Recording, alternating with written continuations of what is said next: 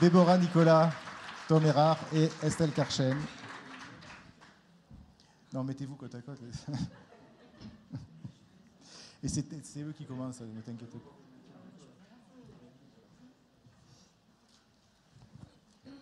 Est-ce que vous voulez deux micros en même temps ou vous arriverez? On va se passer la parole. Le karaoké, là. C'est ça. Voilà, ça c'est les paroles. Donc, Tom Erard et Déborah Nicolas.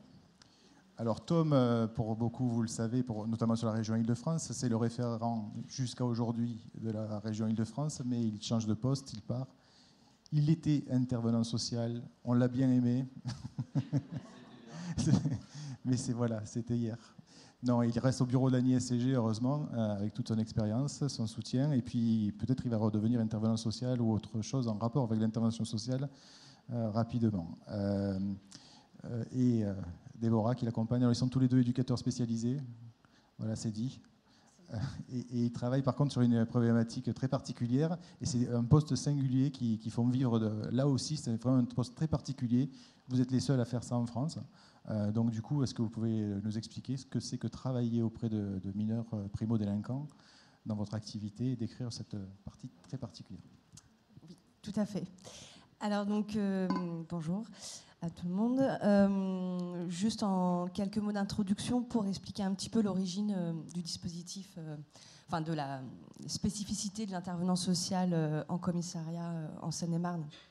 On est employé, plus maintenant Tom, mais par l'association Espoir CFDJ, qui est une association de protection de l'enfance. Le premier poste à avoir été créé, c'est celui de Moissy Cramayel, c'est celui que j'occupe depuis maintenant 4 ans et demi, et donc nous sommes en 2019, et donc il a été créé en 2009, donc ça fait 10 ans maintenant qu'il a été créé. À l'origine donc de cette création, en 2005, suite aux émeutes qui ont eu lieu du fait du tragique accident de Zined et Bouna, deux adolescents qui sont décédés électrocutés dans une boîte électrique en fuyant un contrôle de police. Malheureusement, il y a eu des émeutes partout en France et le directeur de prévention de la sécurité de l'agglomération de Sénart, d'où dépend Moissy Cramayel, a fait le constat qu'il y avait eu beaucoup de jeunes mineurs primo-délinquants qui avaient été interpellés au commissariat et pour qui il n'y avait eu aucune solution, aucun accueil, aucune écoute pour les parents, et les jeunes étaient ressortis comme ça des interpellations. Et donc il travaillait en collaboration avec le directeur d'un service de protection de l'enfance, donc de l'association Espoir CFDJ, et ils ont eu l'idée originale donc, de placer un éducateur spécialisé au commissariat pour s'occuper essentiellement des mineurs primo-délinquants. Donc l'idée, c'était que ce soit un éducateur spécialisé, pas une assistante sociale. Excusez-moi. Voilà, pour travailler avec le public adolescent, travailler sur la prévention de la récidive et pouvoir évaluer la situation du jeune, pouvoir orienter ensuite vers le dispositif de droit commun. Voilà, et en 2014, du coup, le dispositif a beaucoup plu et il a été créé le poste à Potocombo, et donc Tom Erard est arrivé sur ses grands chevaux. Voilà, donc les missions de l'intervenant social, la spécificité, c'est travailler avec la famille, avec les parents du jeune qui a été soit interpellé, soit convoqué au commissariat, de se mettre à disposition, voilà, somme toute les missions aussi que vous remplissez dans vos commissariats, hein, la mise à disposition d'un espace de parole, d'une prise en charge. Et donc on reçoit les mineurs seulement quand la procédure pénale est terminée. On ne peut pas voir le jeune lorsqu'il est en garde à vue, et on le rencontre seulement si la famille est d'accord, si les parents nous autorisent à le rencontrer. Je continue ou pas, parce que j'ai peur de... Donc on a une casquette protection de l'enfance, vu qu'on est employé par une association de protection de l'enfance. Donc notre rôle, c'est d'essayer de faire une photographie de la situation du jeune, primo-délinquant, de faire une évaluation de son environnement social, comme une évaluation un peu protection de l'enfance, hein, de balayer la situation familiale, sociale et scolaire, de faire un point avec la famille et de proposer de construire un projet pour le jeune s'il y a un besoin qui a été repéré. Et, ou sinon de relancer le suivi que peut avoir le jeune, puisque certains sont déjà connus du système de la protection de l'enfance ou du système PJJ. Et donc là, on se met en lien avec les différents partenaires pour relancer le suivi ou pour aussi communiquer avec les partenaires pour qu'ils puissent être au courant un petit peu de ce qui se passe pour le jeune que nous rencontrons. Voilà. Somme toute, un travail d'intervenant social en commissariat, en fait. Sauf que c'est vraiment le point d'entrée qui est différent. Là où la plupart des collègues vont avoir un point d'entrée victime, souvent femmes victimes de violences, et puis ensuite en découle tout un tas de problématiques familiales. Nous, on a le point d'entrée inverse, c'est-à-dire qu'on a une problématique, la problématique d'un mineur. Primo-délinquant ou parfois pas du tout primo-délinquant, ça peut être des multirécidivistes. Après, c'est plus simple quand même quand c'est un primo-délinquant qu'un multirécidiviste, c'est vrai. Mais nous, voilà, on a vraiment ce point d'entrée-là, avec l'idée que le jeune qu'on va rencontrer, il a posé un acte qui vient traduire quelque chose, et c'est ce quelque chose qu'on va essayer de déterminer, Qu'est-ce qui a fait qu'à ce moment donné, là, dans son parcours de vie d'ado, la plupart sont des ados de 13 à 16 ans, il a posé un acte. Donc ça va être tout ce travail de recherche, en fait, qu'on va mener auprès de la famille. Et en découle des problématiques différentes. Alors ça peut être de la maltraitance, ça peut être des violences conjugales aussi, ça peut être des problématiques familiales, j'en passe et des meilleures, enfin voilà. Et une fois qu'on a décortiqué tout ça, on ne fait que de l'orientation vers des dispositifs adaptés. Alors, on passe parfois par l'IP. Moi, j'en fais une quinzaine par an, quoi, quelque chose comme ça. Pour 10% des jeunes que je rencontre, je fais une IP, quoi, en gros. Ça peut être par des orientations vers les services de droit commun, comme l'ASE, des demandes d'AED. On fait des évaluations en fait, qui mènent à des AED. Et l'idée, c'est d'essayer de comprendre, en tout cas de travailler sur la problématique de fond pour réussir à prévenir un nouveau passage à l'acte.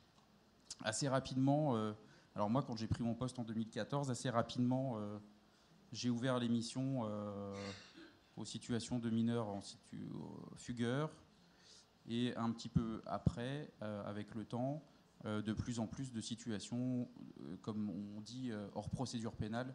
Donc là, c'est vraiment les parents ou des institutions qui nous orientent des situations un peu complexes, ou des parents qui viennent effectuer des mains courantes en disant j'en peux plus de mon fiston, il casse tout à la maison, il faut que vous veniez le chercher, que vous le mettiez en garde à vue, et que comme ça lui fera les pieds. Bon, à partir de là, on est saisi, et puis on essaie de travailler sur les questions qui ne concernent pas les policiers, pour lesquels en tout cas ils ne sont pas compétents.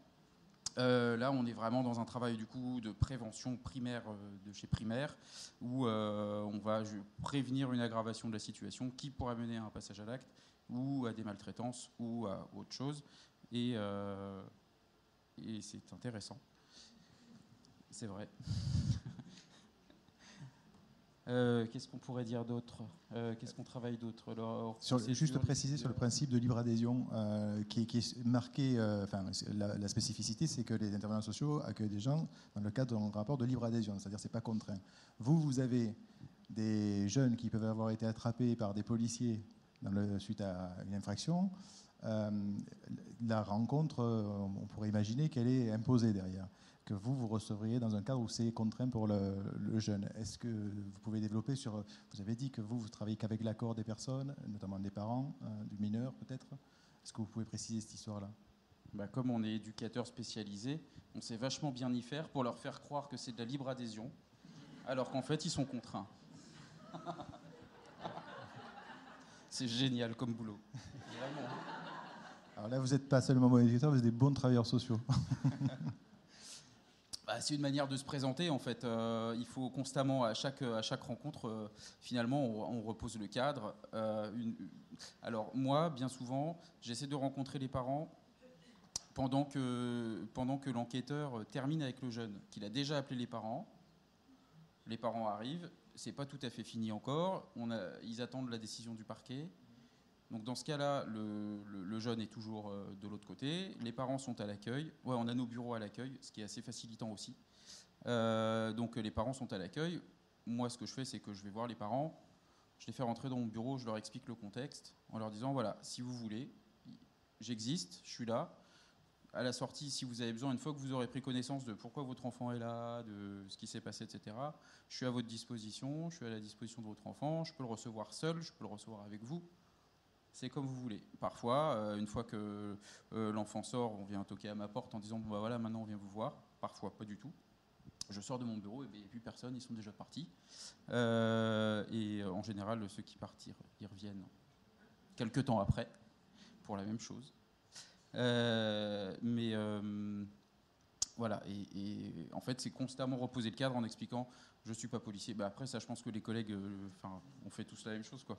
Je suis pas policier, je suis éducateur, je travaille pour une association, le laïus habituel, et ce qui fait que parfois ça marche pas, comme Garcimore. Je voulais juste rajouter par rapport à la libre adhésion pour le jeune.